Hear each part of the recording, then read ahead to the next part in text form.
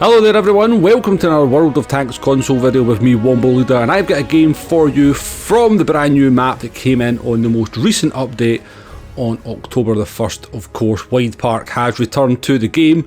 Now, I am somebody who played the game back in the day when Widepark was actually originally in the game as well. Certainly not one of my favourite maps I would ever suggest, but very nice to see it back in the game all the same. And the tank that we're going to be taking out around Widepark is the German Tier 8 Heavy, the alternative to the Tiger II, the VK 45.02A. In this game we have not quite got it fully upgraded. We do have the top turret, but we don't have the top engine in this game. And we don't have what is considered to be the top gun, but I think it would be more fair to say the alternative gun. We're still running the higher alpha gun, the one that does 360 damage compared to the, as I said, in inverted commas, top gun, which is the 88mm with 280 damage and obviously a faster rate of fire. In terms of penetration, I think one does 200 and the other one does 203.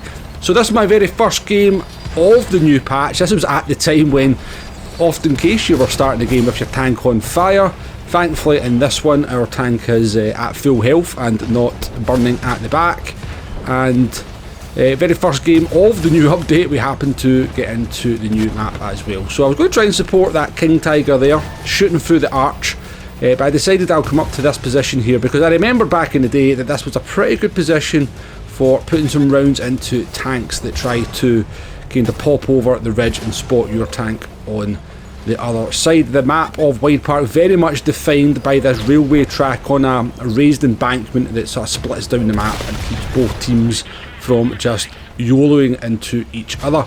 And a bit like Erlenberg, I would say, although better than Erlenberg, this is the sort of map where the team that can sort of maintain its patience for a little bit longer often comes out as the winner. Eventually one team will get a little bit bored with this peekaboo style and start YOLOing over the mid-ridge and start losing their health. Now, if you can get enough tanks to kind of do the same thing, then it can be a very effective tactic, but if you're just going over that mid-ridge piecemeal, as in one at a time, then you're just going to get obliterated by all the tanks on the other side. But we're getting our first damage of the game by putting a couple of shots into the rear of the Black Prince, and this is why I quite like this position, because you can get some shots into any of the enemy tanks that are trying to push that flank up there, and also any tank to try to push the mid-ridge as well.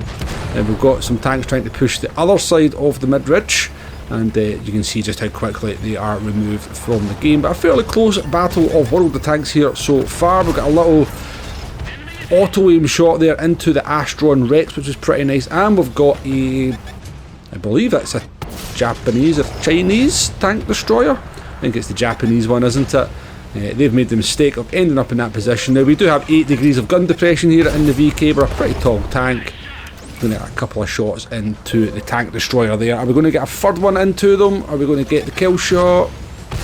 And we do get the kill shot for our first kill and 2,000 damage. 10 apiece. Again, as I said, a pretty close game of World of Tanks. We've got the T25AT coming over the mid-ridge, and again, that is classic Widepark. Tanks get bored, not being able to get any damage in, they come over to try and get a couple of shots and they get removed from the game very quickly. Patience is your friend on this one. Unfortunately, maybe cost our teammate there a little bit of damage as the light tank would try to do a little bit of spot and try to get back to safety. May possibly block them and allow them to pick up a hit, but all accidental, of course.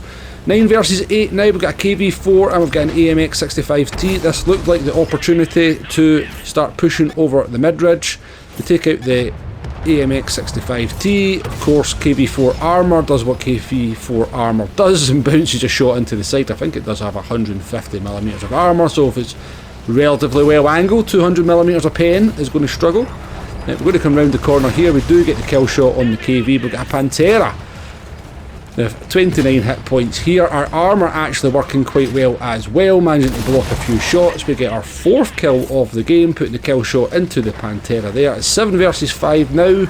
We are on the ascendancy. We have the upper hand here in this battle, and our return to Widepark is going very, very well indeed. Was not expecting this. up to 2,700 damage and 4 kills with 2 artilleries and 2 tank destroyers still left, so the potential for a pretty decent result is definitely on here. So moving into the industrial zone of the map, and we are on the hunt for the bacon or the sky cancer or whatever you want to call them, but there's a couple of artillery out there, and anyone that's a long time viewer or watches the live stream knows how much I love to put damage and take out the artillery, especially in a heavy tank. So we get a shot there into the SU-14. We're going to auto-aim that one. We deserve to miss that for not taking our time to aim, but we do have 0.27 accuracy on this gun, so auto-aiming does work very well indeed.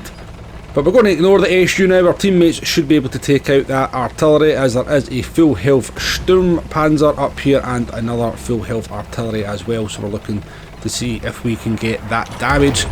Sturm Tiger, sorry, comes round the corner. We auto-aim one through the front of them, so that makes up for the one that we missed. Lucky to actually go through the front of the Sturm Tiger there. We put one into the lower plate. We do take a big hit in return. We're backing off here, try to hide the lower plate. Going to get another shot into the Sturm Tiger. Hopefully we can bounce that one. We do. Possibly had they could possibly have killed us there if they'd penned us. And we finished the game off with 4,100 damage, 1,500 blocked and a little bit of assistance, and a triumphant return to Widepark. I must admit, wasn't expecting to have anywhere near as good a game as that one turned out. But very nice to have Widepark back in the game. As I said, given some of the maps that are missing from when I first played the game, I wouldn't say Widepark would be one of the first ones I would like to see return, but nice to have it in the game all the same. And hopefully when we next live stream we can get a couple of games on here and I can show some of you new players some of the positions that are quite effective on this map. But yeah, decent map, decent game, and I'm actually starting to quite enjoy this tank now as well, even though it's a little bit of a poor man's Tiger 2. But thank you very much for watching. Hopefully you enjoyed the gameplay, and I'll catch you on the next one. Goodbye now.